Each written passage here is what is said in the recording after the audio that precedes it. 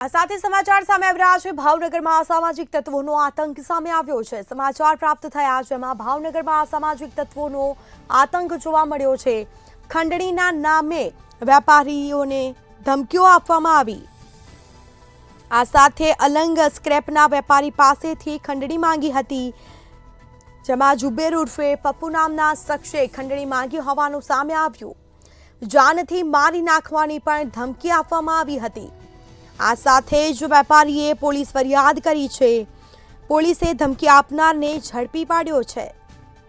તો આ મામલે ધમકી આપનારની ધરપકડ કરવામાં આવી। સમગ્ર મામલે તેની તપાસ પણ થશે, તેની પૂછપરછ પણ કરવામાં આવશે।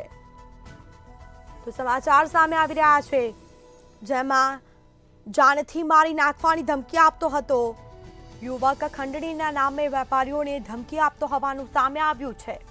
તો પોલીસે ધમકી આપનારને ઝડપી પાડી અને કાયદેસરની કાર્યવાહી પણ હાથ ધરી છે। તો બોલ તળાવ પોલીસે ફરિયાદના આધારે ઘટનાની વધુ તપાસ પણ શરૂ કરી। પોલીસ સ્ટેશનમાં ઈસમ વિરુદ્ધ ગુનો દાખલ કરવામાં આવ્યો હતો। તો ધંધો કરવા લુખ્ખા ઈસમે પૈસા આપ્યાની માંગણી કરતો હતો, જે બાદ આખરે તેને વેપારીએ ફરિયાદ કરી અને તેને પોલીસ દ્વારા ઝડપી પાડવામાં આવ્યો છે। વેપારીઓએ પોલીસ ફરિયાદ નોંધાવી હતી અને આ સાથે યુવક છે તે જાનથી મારી નાખવાની વેપારીઓને ધમકી પણ આપતો। તો વધુ વિગતો સાથે સંવાદદાતા હિરેન ચૌહાણ ફોન લાઈન પર જોડાઈ ગયા છે। જી, ભાવનગરમાં અસામાજિક તત્વોનો આતંક સામે આવ્યો છે અને હાલ પોલીસે તેની અટકાયત પણ કરી છે। શું છે સમગ્ર મામલો?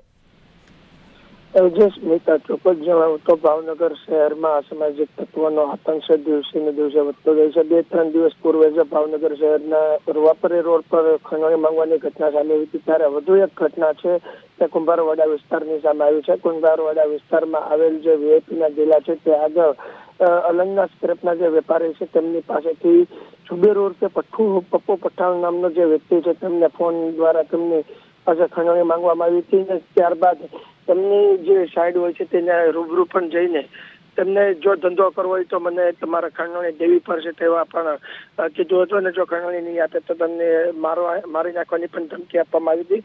સમગ્ર ઘટનાને લઈને જે સ્ક્રેપના વેપારી છે તેના દ્વારા બોલતળાવ પોલીસ મથકમાં ફરિયાદ નોંધાવવામાં આવી હતી, જેને આધારે આ બોલતળાવ પોલીસે પપ્પુ ઉર્ફે જુબેર ઉર્ફે પપ્પુને કહી શકાય કે ઝડપી પાડ્યો છે અને હાલ વધુ તપાસ હાથ ધરી છે। પરંતુ ક્યાંક ને ક્યાંક એવું લાગી રહ્યું છે કે ભાવનગરમાં હવે ખંડણીખોરોને પણ ત્રાસ વધી રહ્યો હોય તેવા દ્રશ્ય સામે આવી રહ્યા છે। જી બિલકુલ છે। તમામ જાણકારી આપવા બદલ આપનો આભાર। તો આ સાથે ખંડણીના નામે વેપારીઓને ધમકીઓ આપવામાં આવી।